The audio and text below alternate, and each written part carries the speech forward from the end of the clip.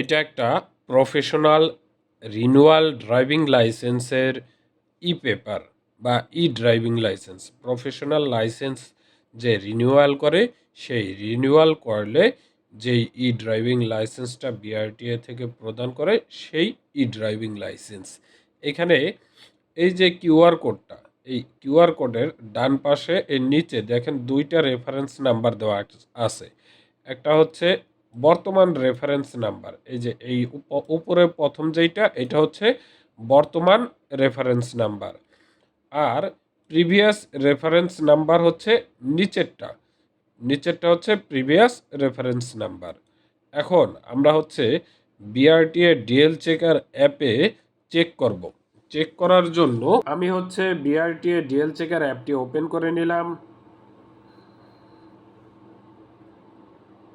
Open করার পর এইখানে হচ্ছে রেফারেন্স নাম্বারটা দিয়ে দিলাম, তারপর হচ্ছে জন্ম তারিখটা দিয়ে দিলাম, মাস এবং জন্ম সাল দিয়ে দিলাম।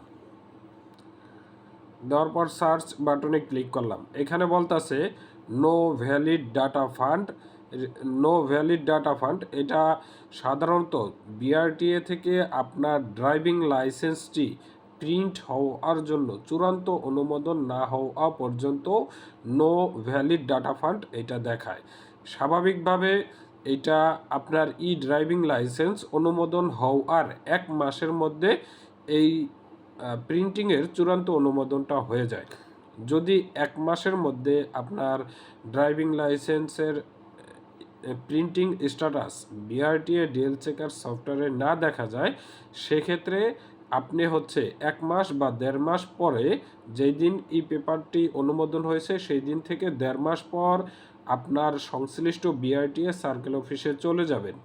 সংশ্লিষ্ট বিআরটিএ সার্কেল অফিস কোনটা, আপনার ই ড্রাইভিং লাইসেন্সে লেখা দেখতে পাবেন। ই ড্রাইভিং লাইসেন্সে দেখেন সার্কেল নেম একটা দেওয়া আছে, ঢাকা ডিস্ট্রিক্ট। এই ই ড্রাইভিং লাইসেন্সটার সার্কেল নেম হচ্ছে ঢাকা ডিস্ট্রিক্ট।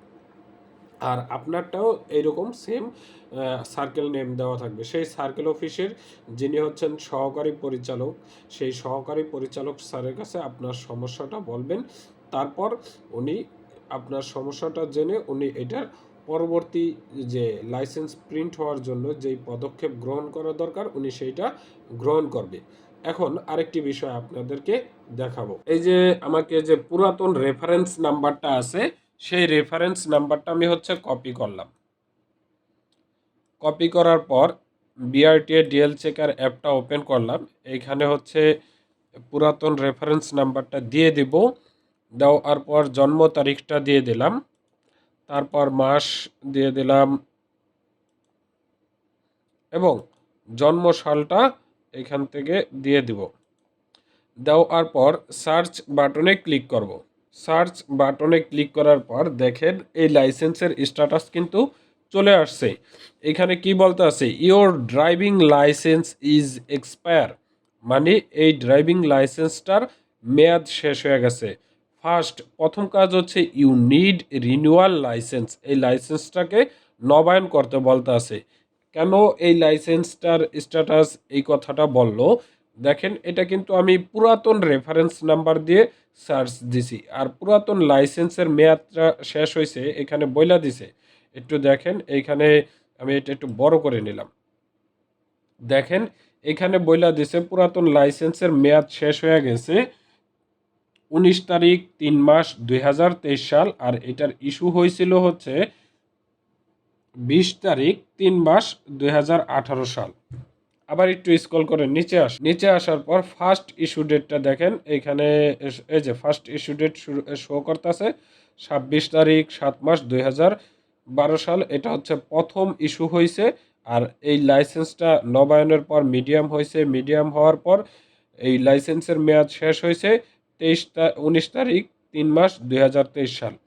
আর নতুন রেফারেন্স নাম্বারটা দিয়ে বলতেছে আমাদের ডাটাটা পাওয়া যাচ্ছে না। যখন আমাদের এই নতুন নবায়নের কার্ডটা প্রিন্টিংয়ে যাবে তখন নতুন রেফারেন্স নাম্বারটা এখানে রেডি ফর প্রিন্ট দেখাবে, তখন আর এই লেখাটা থাকবে না। এটা কিন্তু পুরাতন রেফারেন্স নাম্বারটা, পুরাতন রেফারেন্স নাম্বারের মেয়াদ শেষ, সেই জন্য এখানে বলে দিছে your licence validity is expire first you need to renewal your license.